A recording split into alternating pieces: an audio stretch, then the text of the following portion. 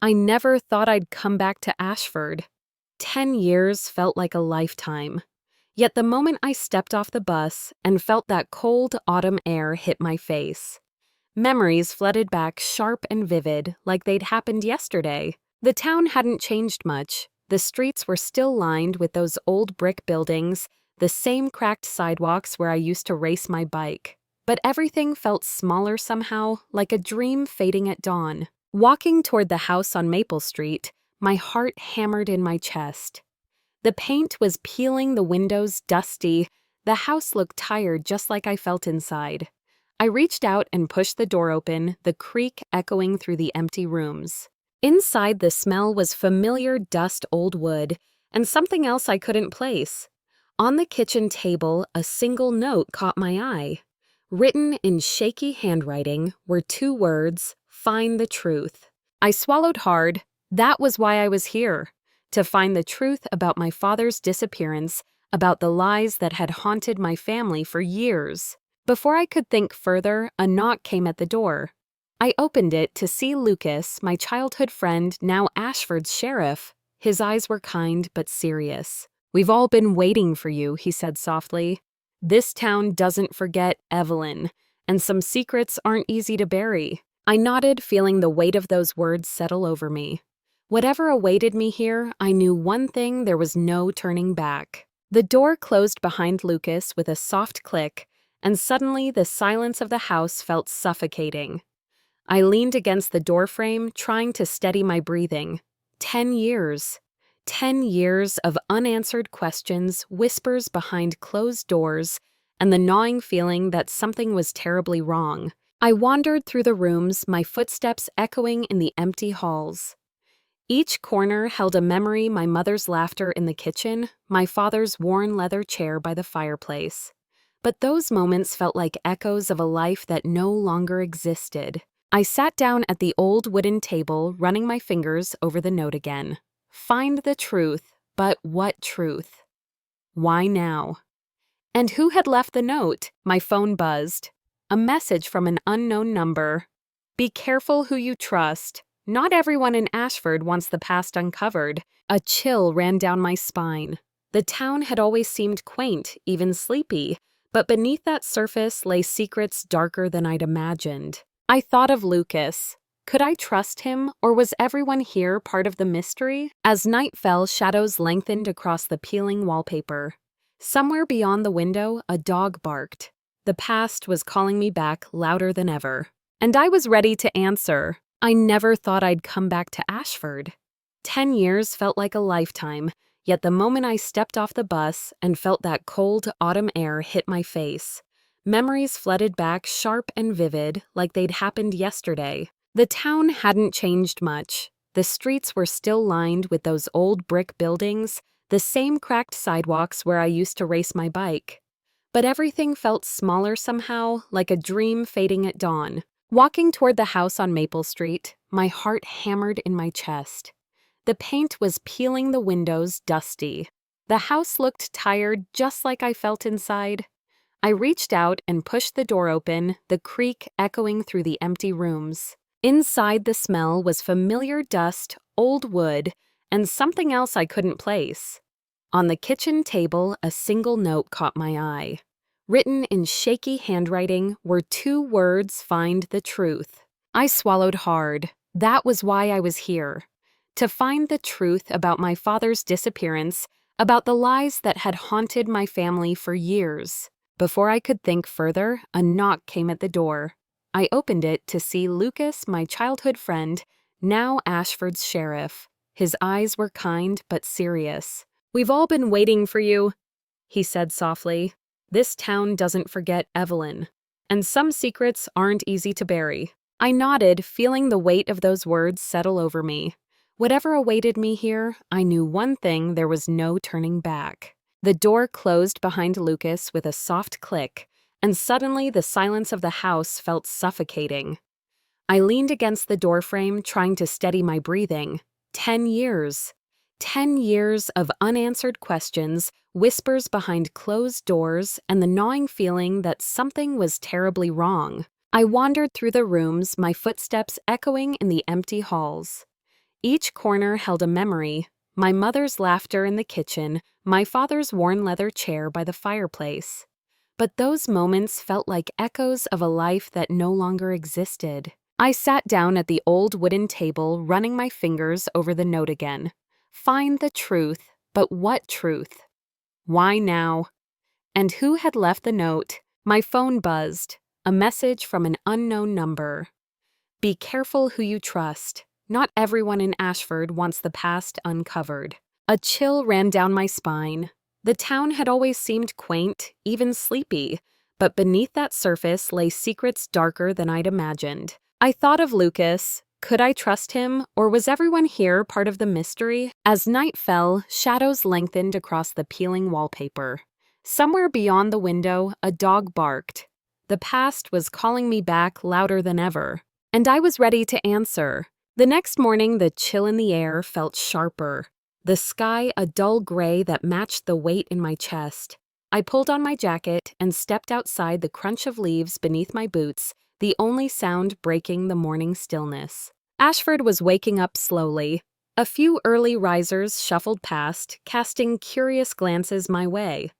I was a stranger here now, even though this was supposed to be home. My first stop was the local diner, a place frozen in time where old men played chess and women sipped coffee like they'd been doing it for decades. I needed to start somewhere, and this was the town's unofficial hub. I slid into a booth near the window, ordering a black coffee.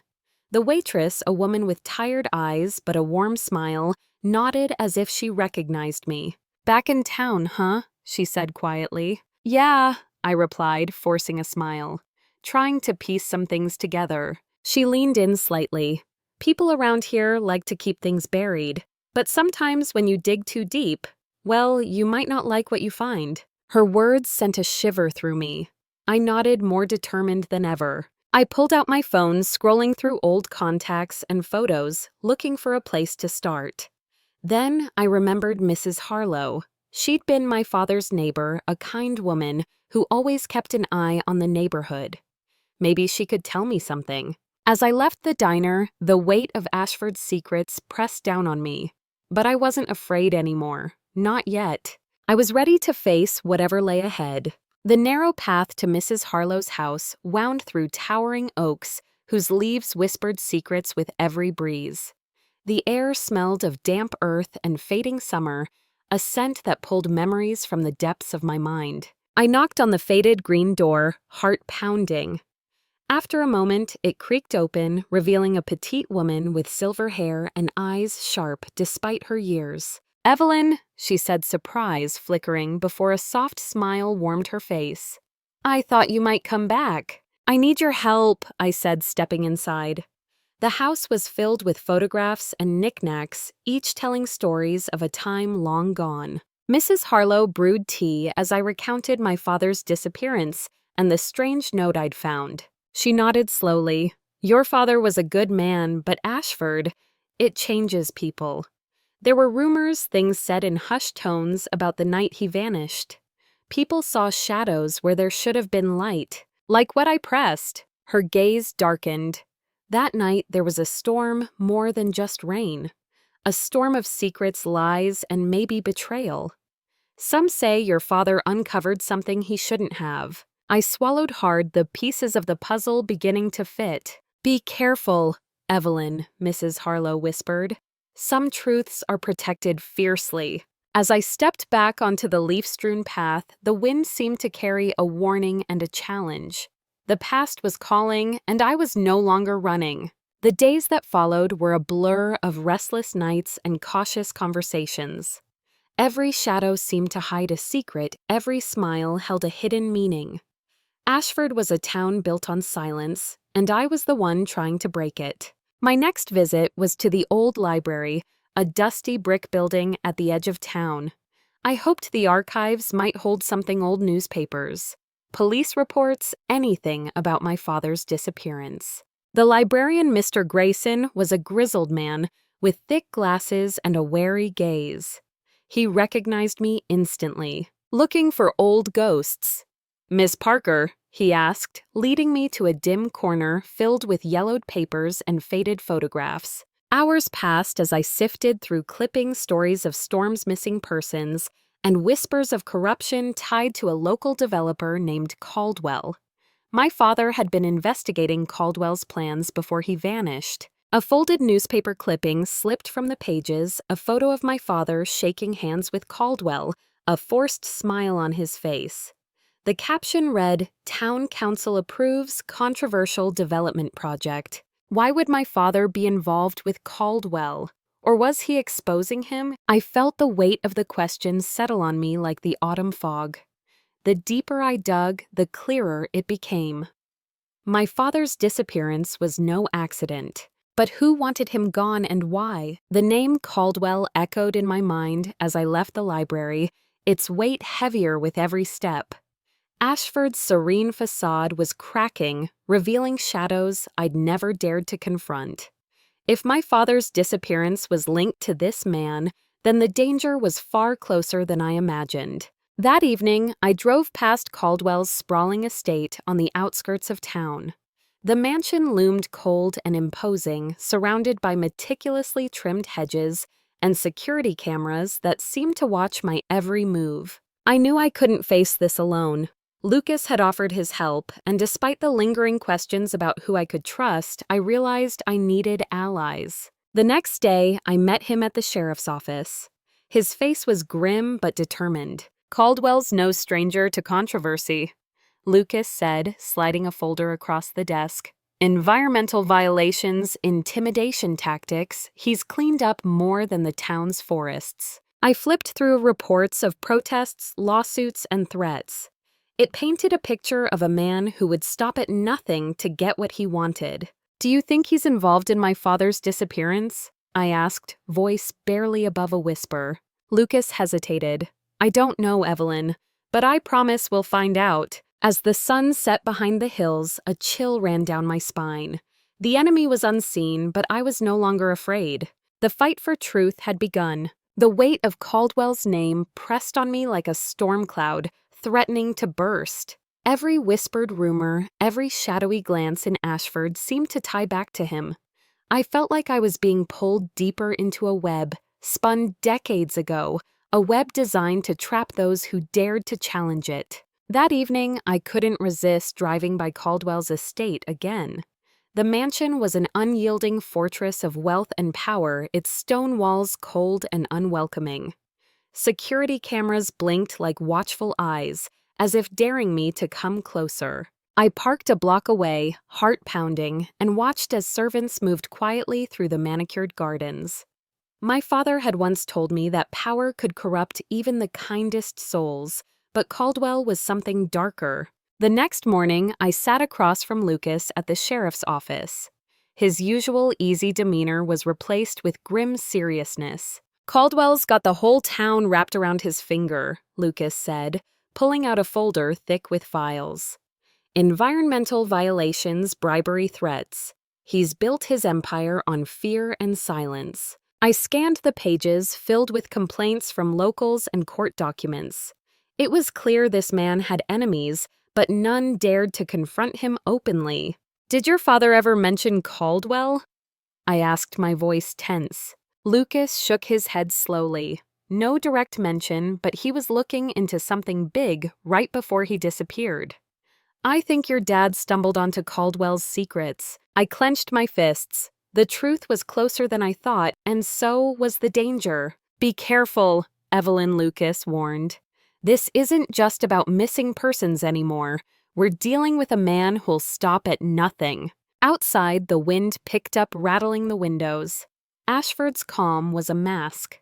Beneath it, forces moved in the dark. I wasn't sure what awaited me, but I was ready to face it. For my father. For the truth. The morning fog hung low over Ashford as I stepped into the town's historical society office. A small brick building filled with dusty archives and faded photographs. If my father had been searching for answers here, then I needed to follow his trail. Mrs. Whitaker, the society's curator, greeted me with a warm smile, though her eyes hinted at the heaviness this town carried. "You're Evelyn Wright.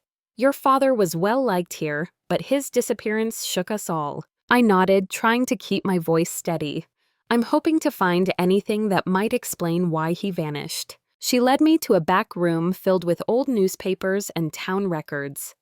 Hours passed as I sifted through articles, stories about town meetings, protests against Caldwell's developments, and a series of unexplained accidents near the forest. One headline caught my eye.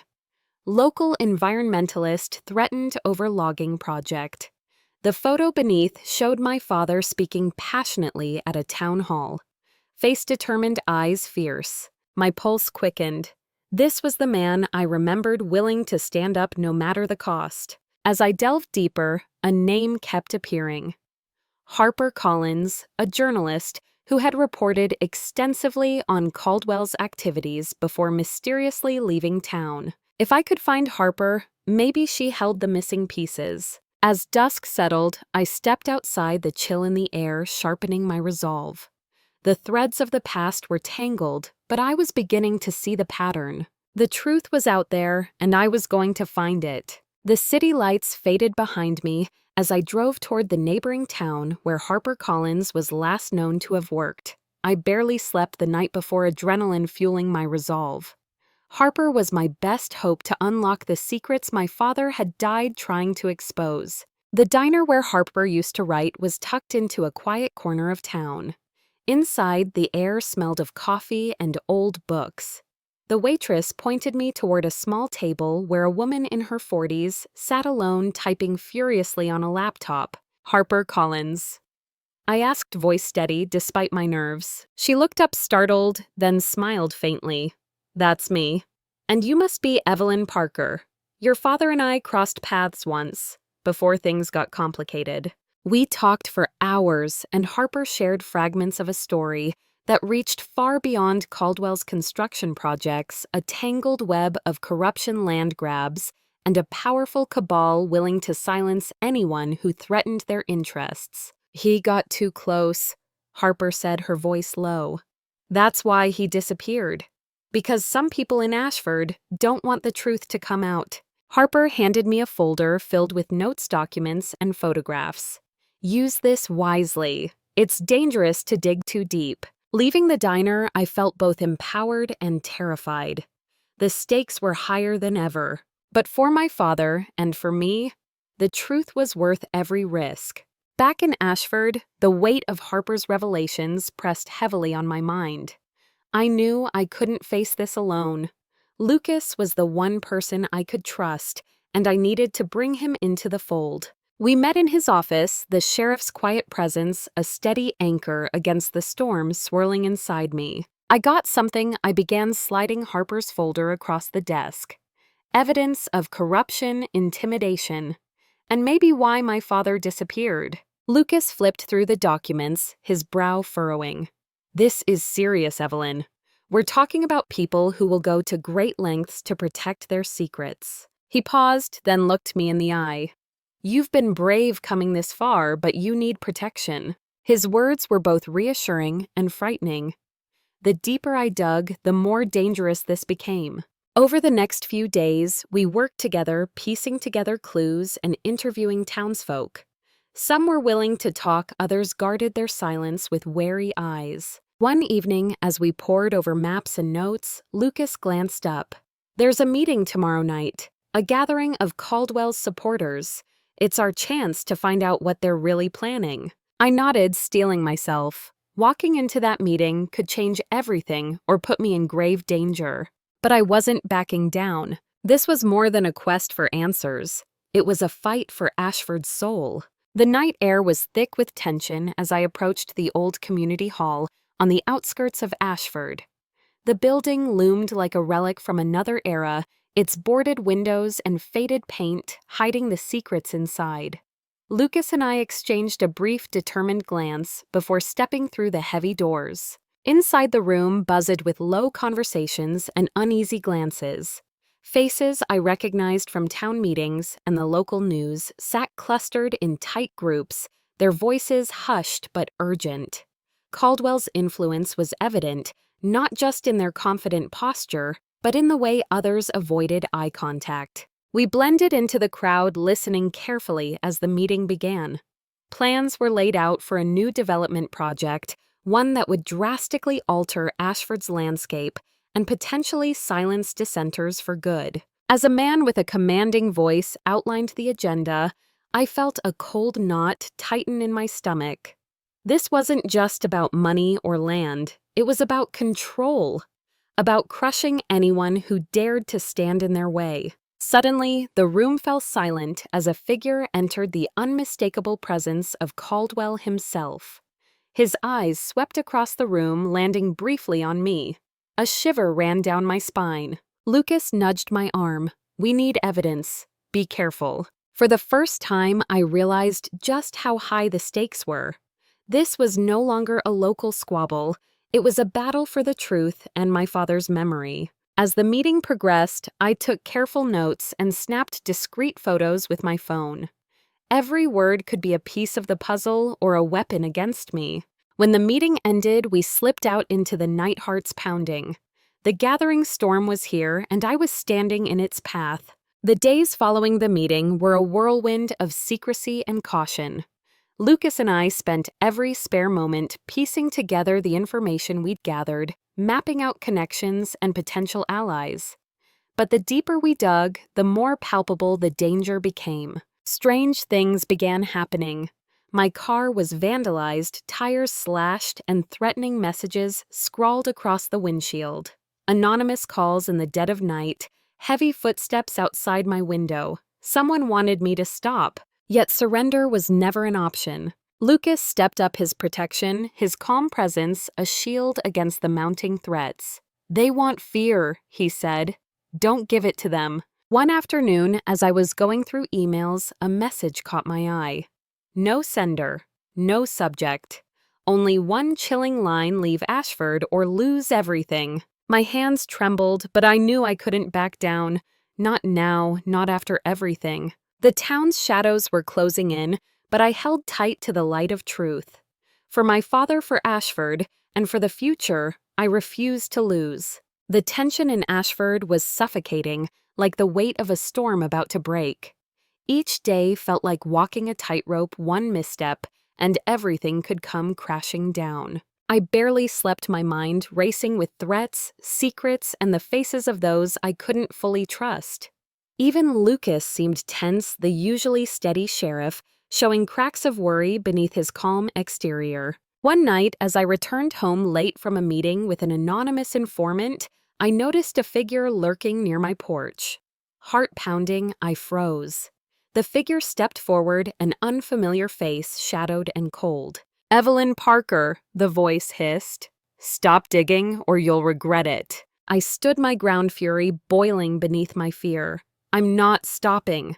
Not until the truth comes out." The figure vanished into the night, leaving a chilling promise behind. The next morning, my apartment had been broken into.